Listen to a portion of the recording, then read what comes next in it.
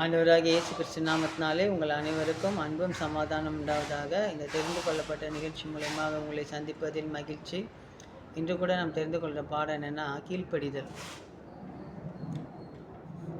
ஆண்டவருடைய வார்த்தைக்கு கீழ்ப்படிதல்.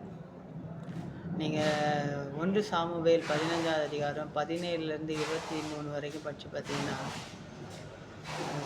ஆண்டவர் வந்து அமேலேக்கியரை சுத்தமாக அழிச்சிடுன்னு சொல்லி சாமுவேல்கிட்ட சொல்லி சவுல்கிட்ட சொல்லியிருப்பார். ஆனால் சவுல் வந்து பார்த்திங்கன்னா நிறைய பேர் அழிச்சிருப்பார். ஆனால் அவங்க அமலேக்கிய அரசனை அழிக்கலை. அப்புறம் அங்கே வந்த மாடு மந்தைகளில் உள்ள இந்த இதெல்லாம் கொஞ்சம் பொருளெல்லாம் எடுத்துகிட்டு வந்துடுவார். ஆண்டவர் அங்கேருந்து எதுவுமே எடுத்துகிட்டு வரக்கூடாதுன்னு சொல்லியிருப்பார். இவர் கொஞ்சம் எடுத்துகிட்டு வந்துடுவார். இப்போ சாமுவேல் வந்து அந்த பலி செலுத்துகிற இடத்துக்கு போகிறாரு. போயிட்டு அங்கே மாடுங்க சத்தம் அந்த இதெல்லாம் கேட்குறதெல்லாம் கேட்டுகிட்டே போகிறாரு. கேட்டுட்டு போயிட்டு சவுல்கிட்ட சொல்கிறாரு, நீ ஏன் இவ்வாறு இப்படி செஞ்ச? அமெரிக்கரை இல்லாமல் அழிக்க தானே செய்ய சொன்னார், நீ ஏன் இப்படி செஞ்ச? இல்லை, நான் அழிச்சிட்டேன், அந்த அரசனை மட்டும் வச்சுக்கிட்டேன்.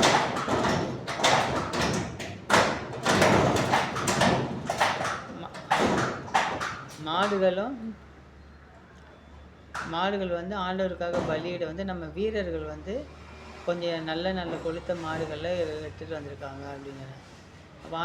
அப்போ சாமுவேல் சொல்லுவார், நீ ஏன் இப்படி செஞ்ச? அதெல்லாம் அங்கேயே அழிச்சிட வேண்டியதானே? ஆண்டவருக்கு அது பிடிக்காதுன்னு தெரியாதா? நீ ஒன்றுமே இல்லாதப்போ தானே ஆண்டவர் உன்னை செலக்ட் பண்ணார். அப்படி இருக்கும்போது நீ ஏன் இப்படி செஞ்ச? ஆண்டவருக்கு பிரியமானது மகிழ்ச்சி தருவது எது வெறி பலிகளா, இல்லை பிற பலிகளா, இல்லை கீழ்ப்படிதலா? ஆண்டவருக்கு மகிழ்ச்சி தருவது கீழ்ப்படிதல் தானே. அது வந்து மாட்டோட கொழுப்பை விட மேன்மையானது அல்லவா? நீ ஏன் இப்படி செஞ்ச?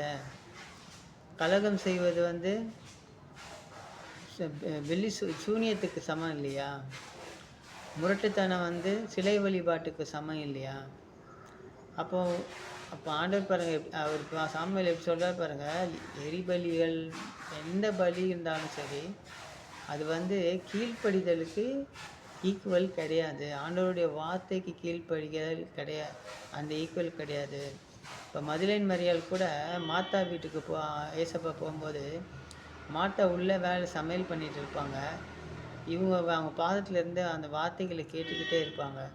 அப்போ மாத்தா வந்து அவங்ககிட்ட சொல்லுவாங்க, ஏன் ஆண்டவரே, என் சகோதரி எனக்கு உதவி செய்ய மாட்டா, அப்படி செஞ்சால் நான் இன்னும் உங்களுக்கு நல்லா செஞ்சு கொடுத்துருப்பேனே அப்படின்னு சொல்லுவா மாத்தா.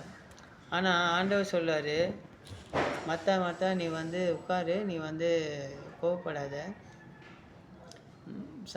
இந்த சாப்பிட்றது இதெல்லாம் நல்லது தான் நீ செய்கிறது, ஆனால் இது வந்து இந்த உலகத்துக்குரியது. ஆனால் நான் சொல்கிறது வந்து என்றைக்குமே அழியாது.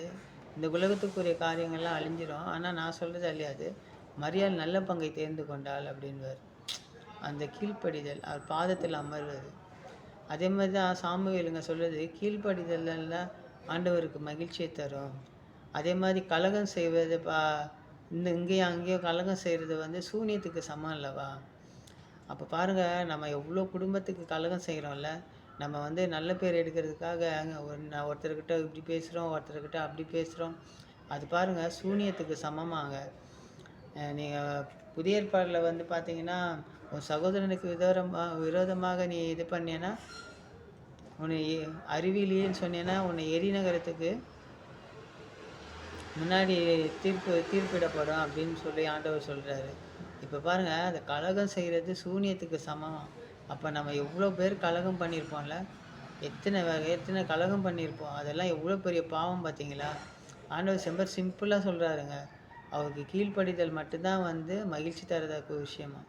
அப்புறம் முரட்டுத்தனம், நான் செய்கிறது தான் கரெக்டு, நான் செஞ்சது இதுதான் கரெக்டு, இதை வேறு யாரும் செய்யக்கூடாது, என்னை தவிர வேறு யாரும் செய்யக்கூடாது அப்படின்ற அந்த ஒரு முரட்டுத்தனமாக வந்து நம்ம சொல்கிற அந்த பதிலெலாம் இருக்குது பார்த்தீங்களா? அது வந்து சிலை வழிபாட்டுக்கு சமம் அப்படின்னு வந்து ஆண்டவர் சொல்கிறாராம். சாமுவேல் வந்து இதை சவுல்கிட்ட சொல்லுவார். 1 சாமுவேல் 15வது அதிகாரம் 22, 23 வசனத்தில் இது வரும்.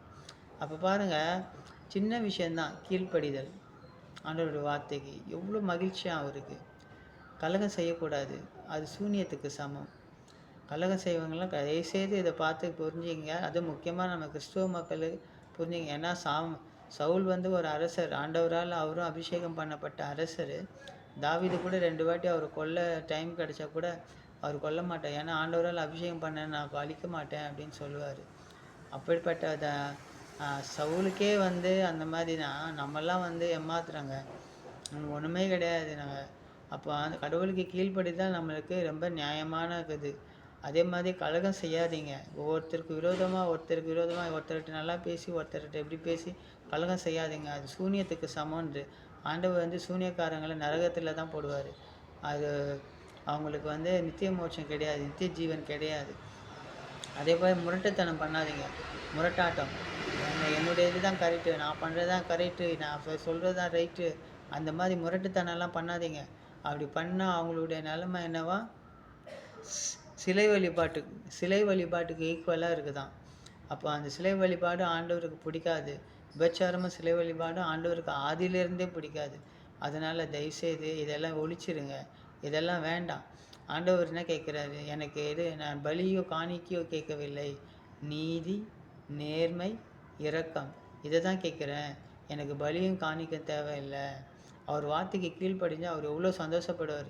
இப்போ ஒரு உலகத்து பிரகாரமான ஒரு தந்தை ஒரு வார்த்தை சொல்லும்போது அது கீழ்ப்படியும் போது நம்மளுக்கு தேவையானது எல்லாம் வாங்கி கொடுக்குறாருல்ல. அதே மாதிரி நம்ம இந்த உலகத்துக்கே தந்தையான மெய்யான தேவனாகி ஆண்டவராக இயேசு கிறிஸ்துவனுடைய வார்த்தைக்கு கீழ்ப்படியும் போது நம்மளுக்கும் அவர் என்ன பண்ணுவார், நம்ம தேவைகளை சந்திப்பாருங்க. நம்ம கிறிஸ்தவர்கள் வந்து இதை கண்டிப்பாக ஃபாலோ பண்ணாங்க. நாம் எல்லாம் ஃபாலோ பண்ணோம். நாம் யாரும் நல்லவங்க கிடையாது, ஆனாலும் நாம் இதை ஃபாலோ பண்ண. இந்த கீழ்ப்படிதல் ரொம்ப முக்கியம். நம்மளுக்கு கர்த்தருக்கு நம்ம கீழ்ப்படிஞ்சே ஆகணும். அதே மாதிரி நீதி நேர்மையாக வாழ்ந்தே ஆகணும், இரக்கத்தோடு இருந்தே ஆகணும். இதை தான் ஆண்டவர் கேட்குறாரு. ஆண்டவர் கேட்குறது ரொம்ப சின்ன விஷயந்தாங்க. அதனால் தயவுசெய்து கலகம் செய்வதோ, பலியிடுவதோ, முரட்டாட்டம் பண்ணுவதோ ஆண்டவருக்கு பிடிக்காத விஷயங்க. இது வந்து மளிகை சாமான் மாதிரி. இந்த கடுகு, சீரகம், சோம்பு, மிளகு, இந்த மாதிரி பாவம்லாம் நம்ம அசால்ட்டாக செய்வோம். அதனால் ஒன்று பேசும்போது யோசித்து பேசுங்க. எதாக இருந்தாலும் ஒரு நிமிஷம் யோசிங்க, இது நல்லதா கெட்டதா, இதன் மூலயமா அங்கே நன்மை கிடைக்குமா தீமை கிடைக்குமான்னு. தீமை கிடைக்குன்னா தயவுசெய்து எந்த கலகமும் மூட்டாதீங்க, எந்த முரட்டாட்டமும் ஆடாதீங்க. கடவுள் வார்த்தைக்கு கீழ்ப்படுகிறதுக்கு விரோதமாக எதுவும் செய்யாதீங்க. உங்களை விசுவாசிகளுக்கும் சரி, ஊழியக்காரங்களுக்கும் சரி, கிறிஸ்தவங்களுக்கும் சரி, இது எல்லாருக்குமே பொருந்தும். எனக்கும் சரி, எல்லாருக்குமே பொருந்தும். இதோ இந்த தெரிந்து கொள்ளப்பட்ட நிகழ்ச்சி மூலயமா உங்களை சந்தித்ததில் மகிழ்ச்சி. உங்களுக்கு அன்பும் சமாதானம் உண்டாவதாக. இதை பார்த்து கொண்டிருக்க நீங்கள் கர்த்தரால் ஆசீர்வதிக்கப்பட்டவர்களாக இருப்பீர்கள். ஆமேன்.